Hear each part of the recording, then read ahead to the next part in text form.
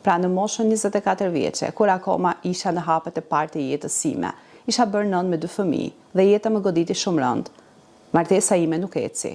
Kur të gjithë në vapor, kur na shikonin ne, mbyllnin hundët sepse kishim erë vdekje, sepse aty ku mbonte era e vdekjes, se çdo ditë dhe çdo sekond nxirrnim kufoma nga grëmadhat e pallateve të shëmbura. Si me vëllain tim, u ndava për së gjalli, u ndava dhe kur më se pash, më ka ngelur veç si një gurë varri, ku unë e vizitoj atë. Përshëndetje miq, ju përshëndes Mimoza Elezi. Sot, në këtë ditë shumë të veçantë të jetës time, në ditëlindjen time, dua të ndaj me ju rrugën e jetës sime. Lash mbrapa, plot 53 vite, dhe sot me datë 30 maj, të vitit 2026, unë mbush plot 53 vite dhe futem në vitin e 54 të jetës sime. Dua të ndaj me ju rrugën e jetës sime. Kur kthej kokën pas, shikoj një rrugëtim të gjatë, të mbushur plot me dhimbje, me plagë, me lot, me zhgënime dhe me humbjet të afërmëve të mi familjar. Një jetë ku netët e jetës sime u shndërruan në heshtje të dhimbshme dhe jastë ku i gjumit tim. Shumë rrallë u tha nga lot që rridhnin netëve të pagjumta. Zemra ime ka njohur më shumë vajtim se sa gëzim, më shumë sakrifica se sa rehati dhe më shumë mungesë se sa bollëk. U rrita në varfëri, në një familje të thjeshtë ku punonte veç se babai im. Ai punonte në furat e gëlqerës dhe të qymyrit, që kur vinte në shtëpi, sidomos në terin e natës, veç se syt i shkëlqenin, sepse ai ishte mbushur terr i zi nga blozi i qymyrit. Shpesh herë mundohesha ta ndihmoja atë. Pra, që nga lindja dhe nga familja, jeta ime nuk më fali pasuri, dhe as më vonë gjatë rrugëtimit tim, kur jeta nuk më dha bollëk dhe rehati të pasurisë. Akoma edhe sot vazhdoj një jetë të tilla. Rrugët e jetës sime nuk ishin të shtruara me gëzim, harmoni dhe me lule, por ishin të shtruara me gjëmba të ndryshëm, ishin të shtruara me dhimbje dhe ishin të shtruara kuku me tradhëti, kuku me humbje dhe kuku me zhgënjime të mëdha. Që në moshë të re, jeta më dha një barë të madhe mbi shpatullat të mia dhe sot atë e kuptoj. E kuptoj nga ato gunga që më kanë dalë në qafë, nga ajo dhimbje e spendiatrozës që herë më lëm pa frymë. Dhe jo kot nuk thonë që mbi supë njeriu mban një barë të madhe, pra bara e jetës dikur t'u kthej ka edhe në sëmundje. Jeta më dha disa sprova të mëdha. Që në moshë të re, unë njoha me vuajtjen dhe në atë moshë kur jeta duhet të lulëzonte, kur duhet të isha e lumtur si shumë femra të reja të asaj kohe, unë u përballova me vështirësi të mëdha të jetës. Martesa ime nuk më eci, dhe në moshën 24 vjeçare, ku isha veç se një nën e re me 2 fëmijë të mitër, u detyrova të marr rrugën e mërgimit. Rruga e mërgimit nuk ishte thjesht një rrugë për të vajtur në mërgim, ose sepse isha e epshur për botën e jashtme, por fatkeqësisht jeta më solli ato fatkeqësi dhe më solli ato pamundësi familjare që për të shpëtuar jetën e fëmijëve të mi në vitin 1997, u detyrova të largohesha diku dhe rruga e vetme ku mund të merja ishte rruga e Turqisë. Ajo ishte rruga ime, mundësia e vetme që mund të largohesha në atë kohë. Pra, si shumë të rinj në atë kohë, në një moshë të re, me 2 fëmijë të vegjël në krah, mora rrugën e mërgimit. U detyrova të lëj çdo kujtim, të lëj vendlindjen time, të lëj të afërmit të mi, të ndahem përsëgjalli me familjen time, me vëllain, me motrën dhe me shoqërinë e fëmijërisë dhe me gjithçka. Por do të ishte një ndarje e madhe, sepse me disa, ashtu si me vëllain tim, u ndava përsëgjalli, që ishte ajo kohë që u ndava dhe kur më se pash, sepse do të vinte një kohë që unë do isha në mërgim në Turqi, ai në mërgim në Belgjik, dhe do ndaheshim përsëgjalli me njëri tjetrin, pa u parë më kurrë. Më ka ngelur veç si një gurë varri, ku unë e vizitoj atë. Mërgimi për mua nuk ishte veç një largësi, por ai do të kthehej në një plagë që do të rënkonte çdo ditë. Do të kthehej në një mall që kurrë nuk do të shuhej. Gjithë jeta ime ka kaluar mbasi në varfëri, pa pasurinë materiale, por me një pasuri të madhe, me një dashuri në zemër, për gjithçka që jeton në këtë tokë, për lulet, për zogjt, për macet, për njerëzit. Jam shndëruar një njeri që ndjej më tepër dhimbjen e dikujt tjetër se sa dhimbjen time. Jeta, sakrificat e jetës, gjithçka që jetova, më shndërroi në një njeri të vërtetë, që të njoh vetveten, të di se kush jam, të ndjej dhimbjen e çdo personi tjetër, dhimbjen e çdo gjallëse dhe të vëj vendin tim në frontin e tij, pastaj të hedh një hap, të mendoj dhe të veproj. Kjo është ajo që më dhuroi mua jeta. E vetmja gjë e bukur dhe e vetmja pasuri që trashëgoj në jetën time dhe në shpirtin tim. Jeta e vështirë dhe e mbushur me pamundësira. Më mësoi atë që mos të ushqej urrëtitjen dhe xhelozinë në shpirtin tim, por dashurinë dhe respektin, mirëkuptimin dhe mirënjohjen për çdo kënd. Kam njohur dhimbjen në jetën time, por kurrë dorëzimin. Kur nuk u bëra pesimiste, sa herë që jeta më goditi rëndë dhe u shtriva për dhe. Por, në atë kohë gjeta një fuqi më të madhe për të më këmbur, për të ringritur, dhe u ngrita më e fortë se isha më parë. Çdo plagë në jetën time u kthye në një mësim. Çdo lot që rodhi nga sytë e mi u kthye në forcë. Çdo zhgënim që pësova në jetë u kthye në një armë të fortë për të ecur përpara. Nuk ndoqa askënd, por thjesht u bëra vetvetja. Edhe kur kjo rrugë dukej shumë e vështira. Idhulli im dhe qëllimi im ishte ajo e vështira dhe ishin aq të rënda, saqë besoj që nuk do të kishte diçka më të rëndë që do të jetoje në jetën time, më të rëndë sa ato që po jetoje në Shqipëri në ato kohë. Kështu që mora rrugën drejt Turqisë. Patjetër që Turqia do të më jepte edhe shumë dhimbje. Fatkeqësia që ndodhi në vitin 1999, pra ishte koha kur ra tërmeti dhe rreth 40.000 veta vdiqën në Jallova. Ku unë përitova këtë tërmet duke ngelur në ngërmadhat e tërmetit së bashku me familjen time. Do të përjetoja një tërënditje shumë të rëndë, sepse në tërmet humbën shumë fëmijë dhe u vodhën shumë fëmijë, dhe këtu dikush tentoi të vjedh djalin tim, që anë atë kohë e pa arritura, ajo që të gjithë njerëzit thonë është e pamundur, dhe unë atë ndoqa dhe gjithmonë të pamundurën e ktheva në mundësi. Aty ku të gjithë njerëzit shikonin fundin, aty unë gjeja fillimin, një fillim të ri, dhe ajo që për shumë njerëz ishte një ëndër, atë ëndër e ktheva në qëllim. Sepse nëse nuk ke një ëndër, do të thotë që nuk ke një qëllim, nuk ke një shpresë. Nëse nuk kemi një shpresë, atëherë do të thotë që nuk jetojmë. Çdo ëndër, çdo qëllim është një shpresë dhe çdo shpresë është një armë e fortë në dorën tonë për të ecur përpara dhe për të realizuar qëllimet e jetës. Sot që lash mbrapa 53 vite nga jeta ime dhe hedh hapin e parë për në moshën e 54, nuk shikoj vuajtjet dhe humbjet që pësova në jetë, por shikoj dhe numeroj betejat që unë fitova. Nuk numeroj dhe nuk shikoj plagët që jeta më dha, por shikoj forcën që më lindi nga ato plagë të cilat për vite me radhë më bën veç se të vajtoj. Nuk numeroj vitet që po loj mbas, por po shikoj dhe numeroj shpresën që unë kam për të vazhduar jetën më përpara. Jeta më mësoi se njeriu jeton sa kohë që ëndëron, dhe shpresa është ajo që ndes dritë në shpirtin ton të jetës dhe në zemrat tona. Kur vdes shpresa, vdes edhe njeriu. Prandaj, unë vazhdoj të ëndëroj, vazhdoj të besoj dhe vazhdoj të eci përpara, me një zemër të plagosur, por me një shpirt të fortë. Tani, po përmbledh me disa fjalë të shkurtra jetën time të mërgimit. Pra në moshën 24 vjeçe, kur akoma isha në hapet e parë të jetës sime, isha bërë nënë me 2 fëmijë dhe jeta më goditi shumë rënd. Martesa ime nuk eci. Dhe pasojat që pësova ishin shumë të rënda, saqë shumë rrallë një grua mund t'i mbartë në supet e saj. Ajo që më jepte forcë për të bijetuar ishte ndjenja se isha nënë, kisha 2 fëmijë dhe duhet të jetoja për fëmijët e mi, duhet të zgjidhja një rrugë. Dhe rruga e vetme që ishte rruga për të vajtur diku. Dhe në atë kohë, e vetmja mundësi që më dha ishte Turqia. Një vend i panjohur për mua, një gjuhë e panjohur, një kulturë tjetër, një popull tjetër. Nuk e dija se çdo më priste. Thjesht një rrugë mërgimi. Në atë kohë, ato çka po jetoja ishin aq të rënda, saqë besoj që nuk do të kishte diçka më të rëndë që do të jetoje në jetën time, më të rëndë sa ato që po jetoje në Shqipëri në atë kohë. Kështu që mora rrugën drejt Turqisë, me 2 fëmijë në krah dhe me një çantë në dorë.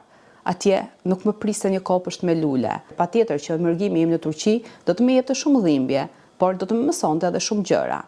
Kështu që me 2 fëmijë në krah arrita në Turqi. Familja me të cilën vajta më lanë në Stamboll, sepse ashtu e kishin biseduar, dhe ato morën rrugën e tyre drejt qytetit ku ato jetonin, dhe unë me 2 fëmijë isha në zemër të Stambollit, në një megakent me miliona banor, ku fliste një gjuhë që nuk e njihja, ku kishte fytyra që nuk e njihja. Por mendoja se kjo ishte shpresa ime, dhe zhgënjimi im i parë filloi në ditët e para të jetës sime, ku Për 3 ditë rresht u detyrova të ri në një avllu të xhamisë me 2 fëmijë në prehër me një çantë në krah. Ishte data 17 maj e vitit 1997 dhe patjetër që dhimbjet e mia filluan këto, kur isha një nënë e re me 2 fëmijë në pre dhe besoja që isha tek shtëpia e Zotit, isha në mes të atyre njerëzve që vinin, futeshin në xhami, hapnin duart dhe i luteshin Zotit, pra isha e sigurt, mendoja unë. Por kur shikoj disa njerëz, të cilët më bëjnë disa shenja me duar, disa shenja jo njerëzore, dhe pikërisht në shtëpinë e Zotit, siç e quajnë ato, sepse Zoti nuk ka shtëpi. Shtëpia e Zotit është zemra e çdo njeriu dhe nuk janë ndërtesa që sot bëjnë njerëzit kur shkojnë që të falin gjunahet e tyre, pjesa më e madhe, dhe nuk shkojnë sepse besojnë që me të vërtetë janë njerëz me një zemër të pastër. E theksoj këtë sepse atë e jetova pikërisht në atë baçë xhamie ku shumë njerëz më bënin shenja të ndryshme me duar kur unë isha një nënë me 2 fëmijë në prehër. Pastaj më erdhi në mendje një udhëzim e një kushëriri tim që sot është i ndjerë, unë pret në paqe shpirti i tij, Nezir Rema, djali i xhaxhait tim, i cili më kishte dhënë një adresë në numër telefoni të një miku të tij të ngushtë në Turqi.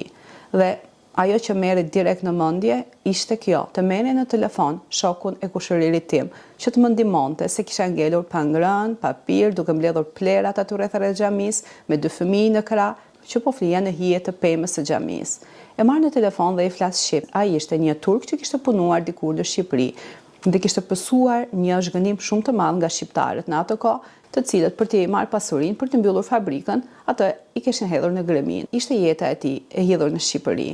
Dhe e marrë në telefon, i flas në shqip, i tham që jam motra e Nezirit, motra e Nezir Remës, dhe ai për një herë më përgjigj, ku je? Dhe i thash jam në Stamboll, jam kështu me 2 fëmijë kam ardhur, po jam në mes të rrugës, a më ndihmon dot? Ai nuk priti as pak, por më tha, më jep dikë ku je momentalisht, telefononi, thash jam nga recepcioni një hoteli që gjendet këtu pranë një xhamie se nuk di se ku jam. Dhe ai e mori në telefon recepcionistin dhe foli diçka me të në turqisht. Por e di që recepcionisti ishte një burrë plak dhe ishte një vajzë tek të dyzetat. Ato thirrin në taksi. Pastaj përsëri telefonuan Mustafajin dhe e mori në telefon atë dhe Mustafaj mori telefonin. Mustafa quhej, vëllai tim, pra idealit të xhaxhait tim. Morën telefon Mustafa, një dhan telefonin, dhe ai më foli, tha Moza, mos ki frik, hyp tek ajo taksi. Unë mora telefonin e taksixhiut dhe ai do të sjell tek shtëpia ime. Mos ki frik, merri fëmijët dhe ja këtu, je e sigurt. Pra vazhduan dhimbjet. Unë nisa drejt asaj rrugë drejt një qyteti tjetër të panjohur. Qyteti ku do shkoja quhej Adapazar, Dyzgje, por nuk e dija që në këtë qytet kishte shumë shqiptar që flisnin shqipen. Biles as që e dija që kishte shqiptar të vjetër në Turqi. Dhe shkova tek shtëpia e Mustafait, ku ai së bashku me fëmijët e mi për një javë më mbajti mysafir në shtëpi, më dhe më dha shpresën që jeta ime do të ishte më e lehtë, që ai bëri gjithçka që kishte në dorë. Pra këtu bashkohet edhe dhimbja, por edhe shpresa, këtu bashkohet edhe lotët, po edhe gëzimi, këtu bashkohet edhe humbja, por edhe fitimit në të njëjtën kohë. Pra e mira me të keqen nganjëherë janë motor dhe vëllai, janë të lidhur ashtu si mishi me thojnë, janë të pandara nga njëra tjetra. Dhe pasi ndejta një farë kohë tek Mustafa i thash që dua të shkoj, kisha dëgjuar për qytetin Jallova, pikërisht ku ishin edhe ato miqt me të cilët kisha vajtur nga Shqipëria. Dhe i thash që nuk dua të rri aty, sepse nuk doja të bëhesh abar tek familja e dikujt, sepse ai kishte një familje, kishte gruan, kishte fëmijët, dhe patjetër që kisha edhe ato mendimet e mia që mos i lëndoj dhimbje dikujt pa e ditur që i shkaktoj dhimbje apo jo. Dhe Mustafa pasi foli me disa miq të tij në Jallova, më dërgoi tek një kushërire e tij. Ishte e martuar por nuk kishin fëmijë. Dhe ato më dhanë një shtëpi me qera ku banoja me fëmijët e mi. Dhe pastaj pas një kohë të shkurtër, marr në telefon nënën dhe babain tim dhe i them që duhet të nisen urgjentisht për në Turqi, sepse unë do punoja dhe ato do më përkranin. Kështu që pas disa ditësh ato e morën rrugën me autobus drejt Stambollit. Mendimin e kushërires së Mustafait, ato i prita në autogar dhe i vendosa tek shtëpia ku jetoja. Dhe unë kështu vazhdova të punoj në një fabrikë. Kështu vazhdoi jeta ime. Patjetër që në këtë kohë, në këtë lagje ku banoja, ishte një lagje fetare. Ishte një lagje ku më tepër njerëzit ishin të mbyllur, por edhe një pjesë e hapur. Por unë duke qenë që isha një e huaj që nuk njihja turqishten, dhe në atë kohë nuk vishja bluze me duar më të shkurtra se kaq. Pra nuk i vishja japone ose me rrypa, por thjesht i vishja bluzët me duar të shkurtra deri këtu dhe vishja pantallone të thjeshta xhinse, se s'kisha rroba tjera, një palë rroba kisha. Këtu do të përballohesha me disa mentalitete fetare të banorëve të kësaj lagje, ku shumë herë, sidomos disa femra të mbyllura të zezë me fereqet të zezë, më ndiqin nga pas dhe thonin, ja, kjo është e keqe. Kjo është e përdalë sepse i ka dalë dora, i duket dora, sepse të huajt kështu janë. Por pasi kaluan 2-3 muaj dhe ato e pan jetën tonë familjare dhe teksa një ditë më pan që së bashku me babain tim, unë po bëja suva në shtëpi dhe po luja shtëpin time të vjetër, pra që më ishte dhënë me qera, po e luja me gëlqere, ato ndryshuan mentalitet dhe pikërisht ajo gruaja e cila thoshte kjo është e përdalë dhe fliste keq për mua dhe me hidhte mbrapa policët që vinë në orën 2 të natës dhe na kontrollonin në shtëpi ku jetoja unë me nënën tim, me babain tim dhe me 2 fëmijët e mi, pikërisht ajo gruaja mblodhi gjithë lagjen dhe i tha që kjo është vajza ime sot mbrapa, sepse kjo është punëtore. Dhe ato më dhanë një ndihmë që për rreth 1 vit nuk më lanë as që të bleja bukë në dyqan dhe në furrë. Pra, mund të them realitetin. Më shkaktuan dhimbje, por kjo dhimbje me durimin tim u kthye dikur në dashuri dhe në respekt. Kështu që jeta ime vazhdoi. Dhe teksa u stabilizova me jetën në Turqi dhe fillova të mësoj pak turqisht dhe punoja në tekstil në atë kohë, po më prisni një fatkeqësi e madhe. Fatkeqësia që ndodhi në vitin 1999, pra ishte koha kur ra tërmeti dhe rreth 40.000 veta vdiqën në Jallova. Ku unë përitova këtë tërmet duke ngelur në ngërmadhat e tërmetit së bashku me familjen time. Por siç e theksova edhe në fillim, sa herë që jeta më goditi rëndë dhe urrëzova për tokë, patjetër që për mua lindi një shpresë tjetër. Ashtu siç thon, mbas çdo shiu del dielli më i pastër.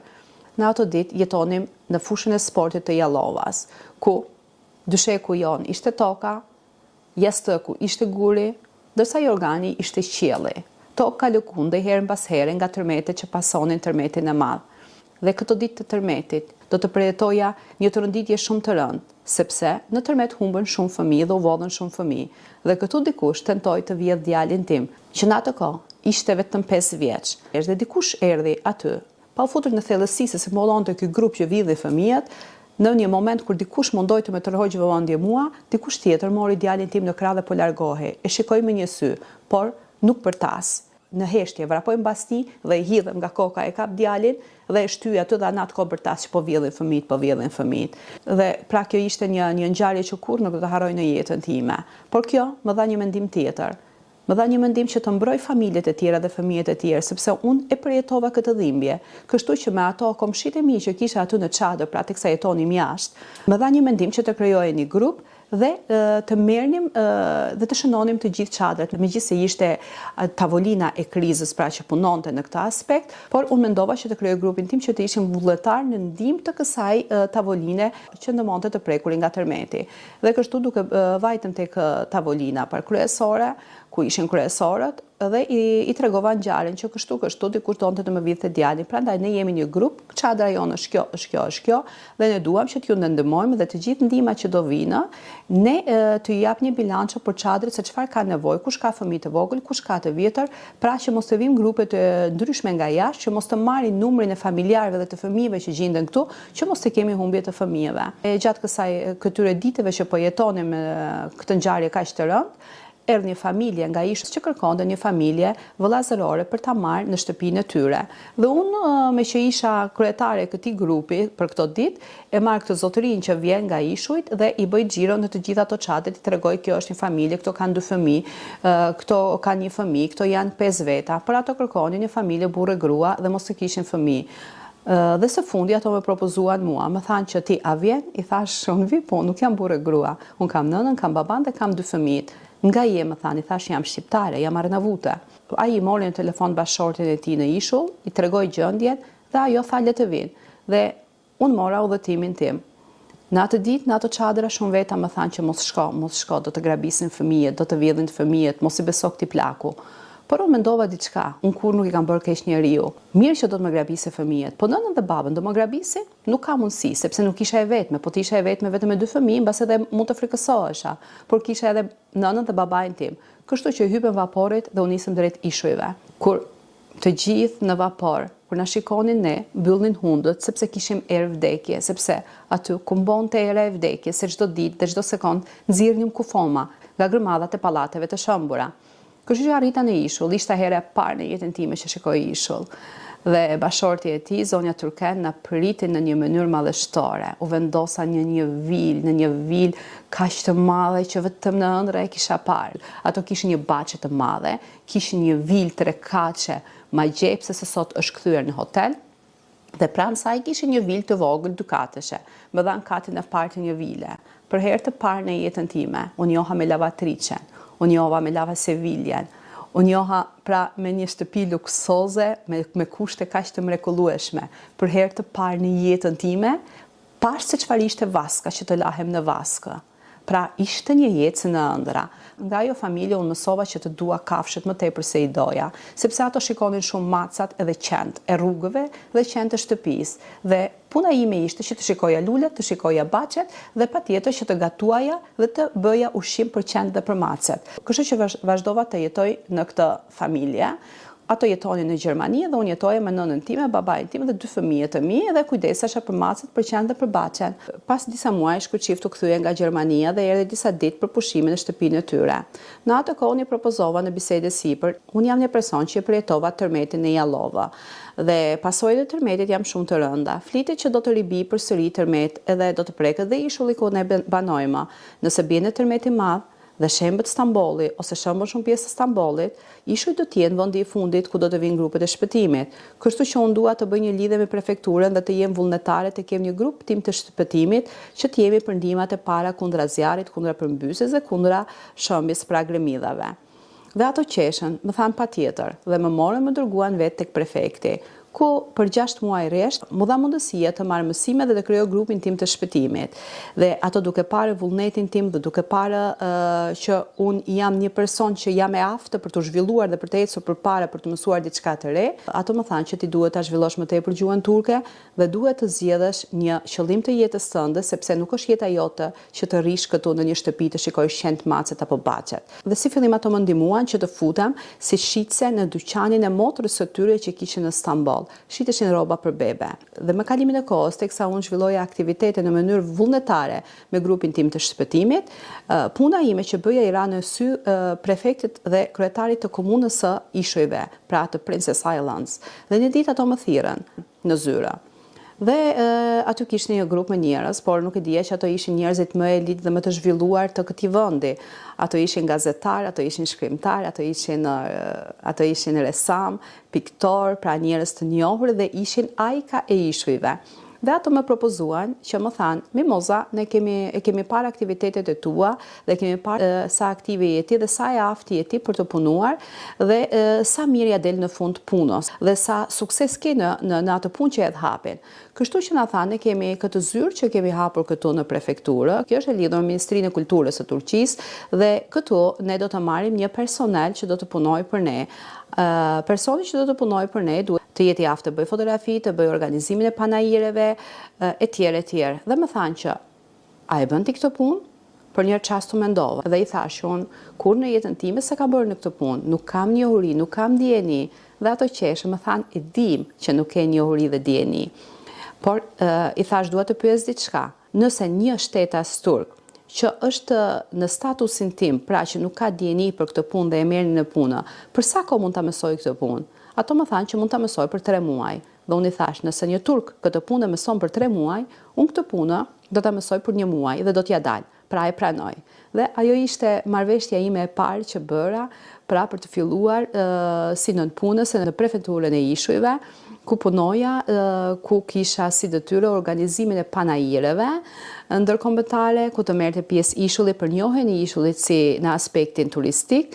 Do të bëja reportazhe për revistën Princess Island, ku kjo do të më hapte rrugët e mëdha të jetës, sepse do të njohja gazetaret më të mirë të Turqisë, do të njohja biznesmenet më të mirë të Turqisë dhe do të jepte mundësia të uleshin në tavolinë me shumë aktorë të njohur që i kisha ndëruar gjatë jetës sime. Biles herë do të uleshin në tavolinë edhe me Ministrin e Kulturës së asaj kohe, Istimahat Allaj. Dhe kështu që vazhdova punë në prefekturën e Stamboll dhe vazhdova të zhvilloj jetën time, të marr kurse të ndryshme, të marr mësime të ndryshme. Vazhdova si fillim mësimet në Marmara Universitetit të Göztepe's në Stamboll, në degën e kompjuterit, pastaj me ndihmën e gazetarëve dhe të redaktorëve që ishin anëtar të fondacionit ku lidhej pikërisht zyra kulturore që unë punoja. Mora edhe disa mësime profesionale dhe në degën e gazeterisë dhe kështu vazhdova jetën në Stamboll. por patjetër që jeta do të kishte pasojat e saj, do të vazhdonin vdekjet, humbjet e familjarëve, jeta sado që kalonte në lumin e mirësisë apo të suksesit dhe të gëzimit në këtë kohë, patjetër që dhimbja do të ishte pjesa e saj. Ishte viti 2004 kur unë pasova një goditje të rëndë në jetën time. Humbje në vëllait tim dhe kisha vite pa e parë. Humbja e vëllait do më këtiste shumë rëndë, do të më jepte pasoja shëndetësore. Dhe do të ishte ajo që do të më bënte që edhe të shkëputesh nga jeta, sepse në humbjen e vëllait pasova një goditje të rëndë psikologjike ku për shumë kohë nuk erdha në vete. Dhe kjo më bëri që të ndahesh edhe nga puna. Nëna ime sëmur, baba im po kishte pasoja po shëndetësore dhe kjo më detyroi që të ndahesh nga puna, pra nga zyra. Dhe më duhet të filloje diçka tjetër. Dhe patjetër duke pasur një shoqëri të madhe që kisha krijuar gjatë këtyre vite që punoja në prefekturën e Ishujve, vazhdova të lidhem me agjencitë e filmave, sepse më duhej një punë që të punoja të paktën 2 ditë, 3 ditë në javë, nuk punoja dot 5 ditë në javë, sepse kisha një përgjegjësi të madhe familjare, fëmijët në shkollë, nëna e sëmur, babai i sëmur, unë vetë isha e tronditur nga humbja e vëllait dhe kështu që vazhdova pak e nga pak të luaj nëpër filma. Por patjetër që si çdo fëmijë dhe unë kisha ëndër dhe kisha pasion sidomos aktrimin. Megjithëse këto ishin ëndra të fshehta se dikur në Shqipëri në kursi që ne u rritëm të flisje për aktrim për televizion, do haje mashën ose fshesën kokës dhe as që bëhej fjalë që ta mendonim. Kështu që pasi jeta më goditi kaq rënd, unë hodha një hap tjetër dhe vazhdova pra lidhjen me agjencitë e filmave, ku si fillim në 3-4 filma të parë isha si figurante, pra që shkoja rria diku aty në një cep ose thoja një fjalë. Pas 3 filmash, shansi më qeshi. Në atë kohë në fakt ishte djali im i vogël i cili luante dhe kishte marrë një film ku ishin historitë e nënave dhe ai ishte në rolin kryesor. Në atë kohë djali im ishte 10 vjeç dhe ai kishte marrë një rol kryesor, pra krye rolin e një filmi për moshën e tij që kishte dhe ishim në setin e injizimit të filmit, por fati do të më buzëqeshte. Sepse aktoria kryesore, pra që ishte nëna e djalit në rol, atë ditë nuk erdhi. Dhe seti po pozullohej dhe regjisori po çmendej, po pozullohej seti i injizimit. Në këtë kohë ju afrova regjisorit dhe i thash, regjisor, mund të them diçka po? Unë mund ta bëj rolin e asaj nëne, unë jam nëna e Diamantit.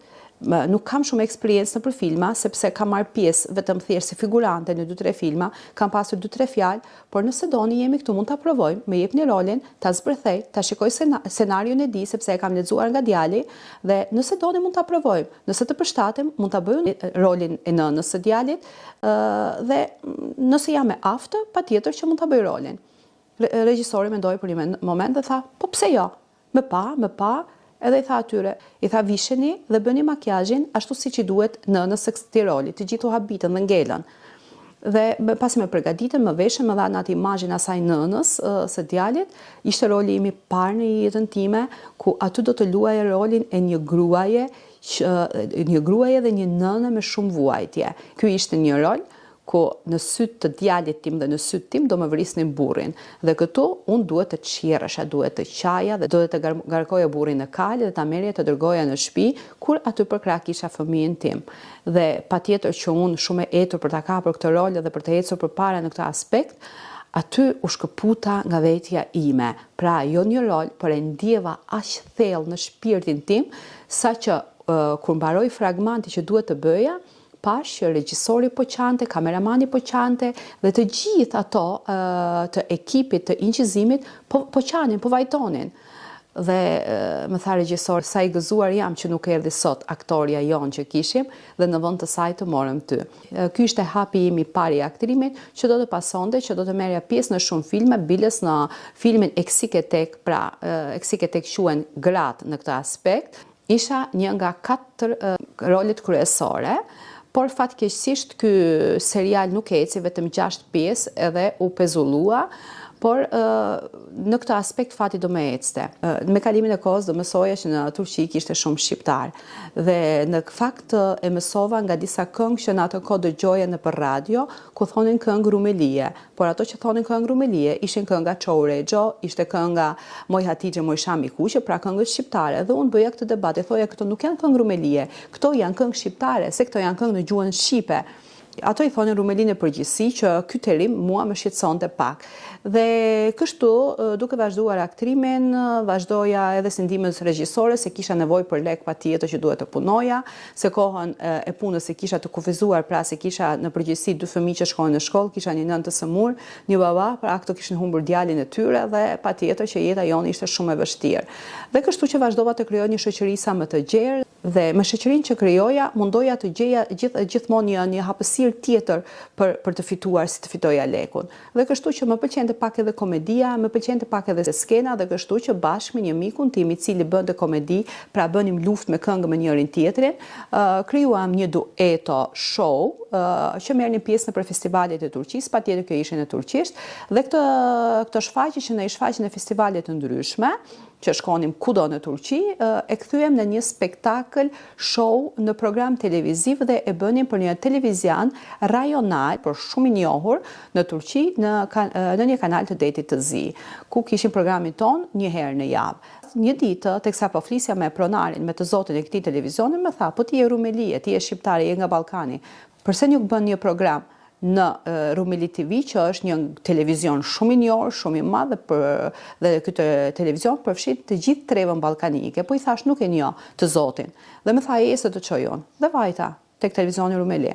Dhe u takova me pronarin televizionit, me zotin Tunxhaj Yılmaz, një zotërish shumë i respektuar. Dhe ai më ndiqte nga programet që bënim në kanalin e Karadeniz, pra të Detit të Zi, dhe i thash që kam ardhur këtu që të marr një orë programi dhe të bëj një program me këngë, me muzikë, me gjuhë, me kulturë shqiptare.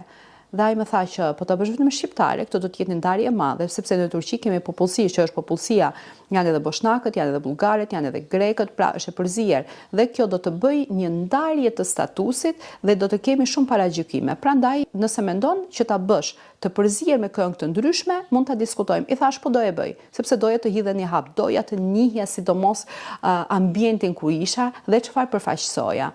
Kështu që ai më tha, "Okej, do thash dakord, kur mund të vi të vazhdoj dhe cilën ditë ne mund ta bëjmë një program." Ai qeshi edhe për të më provuar tha që po të duash mund të vazhdosh deri tani. Je aftë të dalësh në skenë direkt përballë live në program dhe të jesh në kontakt me teleshikuesit që do të ndjekin dhe të bësh programin tënd? Po i thash po si jo, pse jo? Po i thash çfarë do dalë, çfarë do veshësh? Thash e gjej diçka për të veshur. Teksa futja në televizion, brenda në sallon, në hyrje me kishte lënë në sy një manken, pra një status i veshur me demia shqiptare. Dhe i thash po, unë do shkoj do përgatitem tani, me përgatitin studion dhe do futem. Sa orë do bëj program? Tha ke 2 orë program. I thash okej, me përgatisni këto këngë. Thash shko tek regjia, jepi listën e këngëve. Jepi listën e këngëve punonjësve aty dhe përgatitet në kokë ato programe çfarë do të shfaqesh ti dhe po shikoj se çfarë do të shfaqesh ti. I thash po mos ki merak, do e shikoj se çfarë do shfaq. Po më tha do kesh edhe telefona live. Thash ato dua që të bisedoj me njerëzit. Dhe ato po qeshnin, se thonin çfarë do veshë kjo tani. Kisha vesh një palë pantallon, kisha vesh një këmishë me duar të gjata në atë kohë kur vajta aty. Dhe direkt dola tek salloni, tek hyrja e televizionit. I thash një nga punonjësve, thash të lutem merre pak të mankenin, të statuin edhe sillet tek dhoma e veshjes poshtë. Më thaj, çfarë do të bësh? Tash hajde sillet i se e di unë. E mora vajta atje, i thash hiqja këto rrobat, o zoti i madh, kur ja hoqa rrobat atij mankeni, asaj statuje, kishte 3 vite, ato demijat, ajo këmisha, ai xhamadani që ishin mbi statuj, i hoqa i shkunda kështu krejt pluhur, i vesha tak me ato demija, me ato rrobat që ishin patjetër veshja jon folklorike shumë e bukur.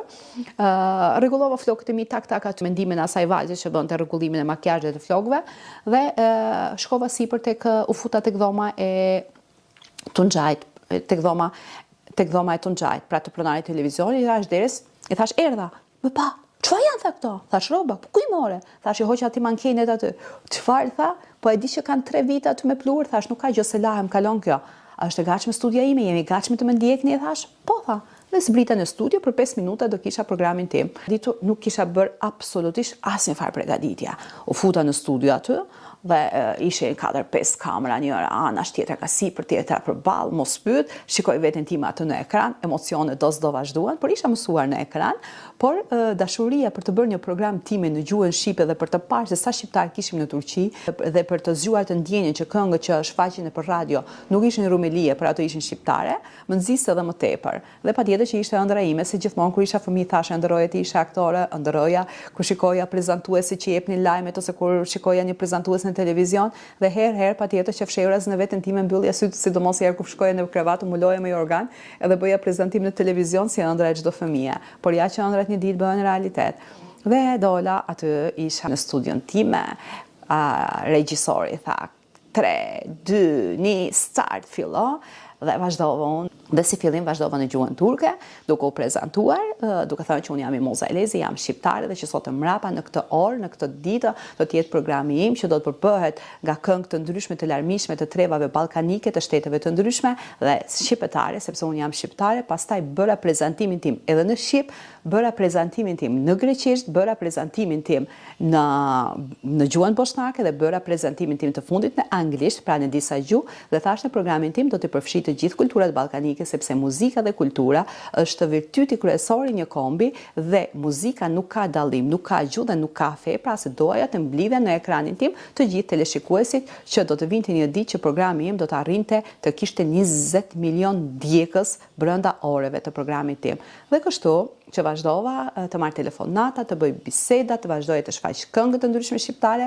dhe me kalimin e kohës bëra edhe lidhje me disa këngëtarë dhe grupe, dhe një nga grupet të cilët e respektoj jashtë është grupi Zëri Bilbili, që ndërmjet tyre unë bëra të njohur polifoninë në Turqi, sepse veshja polifonike dhe veshja e çame njihej si veshje greke dhe ato që vishishin në atë mënyrë dhe ato këngë mendonin që ishin greke, pjesa më e madhe e tyre, dhe që kështu ndërmjet telefonatave që merra në programin tim, unë zbulova se kishte shumë shqiptarë të vjetër të cilët ato akoma e mbajnë gjuhën shqipe dhe ky program ishte ai program që më nxiti që të bëj kërkime për rënjet shqiptare në Turqi dhe të shkoj kudo në Turqi dhe të bëj programe me historitë e shqiptarëve të Turqisë. Pra, kjo ishte një përbledhje e shkurtër e jetës dhe karrierës time, pra mundova që të shfaq jo më tepër dhimbjet, po të shfaq edhe ato çaste e bukura të jetës, por brenda këtij rrëfimi që mund të duket mbase edhe si një histori filmi dhe jo histori jete, këtu ka shumë dhimbje.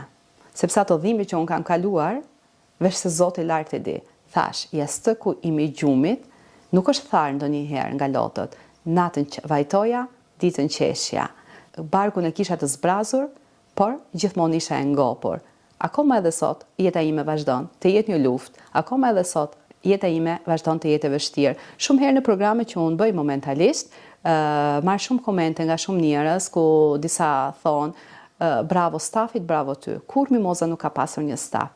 Gjithçka që kam arritur në jetë e kam arritur vetëm me vullnetin tim, vetëm me punën time, vetëm me shpenzimet e mia dhe kur nuk kam pasur një prekrahje nga një institucion, nga shteti, nga ministria apo nga biznesmenët. Prekrahja vetëm ka qenë nga Perëndia dhe nga zemra ime. Sot vazhdoj programet përsëri me shpalosjen e dokumenteve të ndryshme që gjenden në arkivat e Stambollit, se çfarë shkruhet për Shqipërinë, për shqiptarët, për figurat shqiptare, për Skënderbeun, për trojet shqiptare dhe këtë mundohem që ta bëj pa bërë përçarje. Pra sot, ku mbusha plot 53 vjet dhe u futa në vitin e 54 të jetës time, doja të ndaja shkurtazi me ju jetën time dhe të shfaq me ju disa fotografi të regjistruara gjatë gjithë jetës time, nga jeta ime dhe nga puna ime. Pra, gëzuar ditëlindjen mua, i bëj gëzuar ditëlindjen vetes time. Ka shumë femra që më shkruajnë Mimoza, çfarë estetike bën, Mimoza çfarë botoksi bën, Mimoza çfarë kremash përdor, Mimoza nuk bën estetik, Mimoza nuk shkon në parukeri, Mimoza nuk përdor pudër në fytyrë, Mimoza nuk përdor kremra të shtrenjtë, sepse nuk e kam mundësinë ekonomike dhe për këtë jam më sinqert dhe nuk më vjen as pak turp, sepse nuk është turp të mos kesh, është turp të mos fitosh, është turp të mos punosh. Tani momentalisht jam më tepër e ngarkuar të shikoj nënën time se e kam 80 vjeçe dhe nuk ka njëri që ta mbikëqyri dhe kështu që aktivitetet e jetës time jam munduar të loj pak pas dore. Dhe sot futem në moshën 54 vjeçe, ku pas disa muajsh do të bëhem edhe gjyshe, që do të kem një nip nga djali, pra do të lind një djalë dhe do të kem një nip. Pra, po pres me padorim dhe me emocion që në moshën time të 54 të jem gjyshja më e mirë në botë. Pra, kjo ishte shkurtazia ime, për ato të cilët janë interesuar të mësojnë më tepër, mund të lexoni në gazetën Telegrafi, Mimoza Elezi, Telegrafi, dhe aty e keni jetën time të përshkruar në përgjithësi. Faleminderit.